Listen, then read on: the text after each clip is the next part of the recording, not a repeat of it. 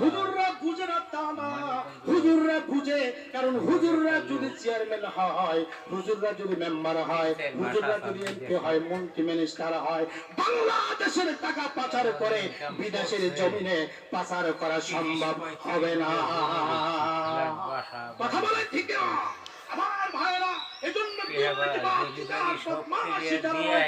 তারা বলে হুজুররা মসজিদ চালাতে পারে, হুজুররা মাদ্রাসা চালাতে পারে, হুজুররা ইউনিয়ন পরিষদ চালাতে পারবে না, হুজুররা চেয়ারম্যানই করতে পারবে না, হুজুররা এমপি হতে পারবে না, হুজুররা মন্ত্রী হতে পারবে না।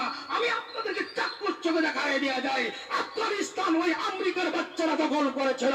যখন আমেরিকা দখল করেছিল, মুসলমানরা তাদের বিরুদ্ধে সংগ্রাম করেছিল, তখন উপমহাদেশ থেকে শুরু করে সর্বস্তরের মানুষগুলিকে হুজুরদেরকে তালেবান বলে স্লোগান দিয়েছিল। কথা বলে ঠিক না? হুজুররা তালেবান, হুজুররা সন্তান বলে গালি দিয়েছিল।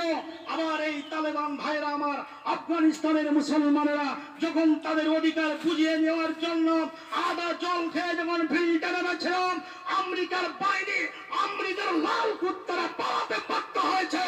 আজকে আফগানিস্তান সারা পৃথিবীর মধ্যে একটা মডেলে পরিণত হয়েছে। কথা বলেন।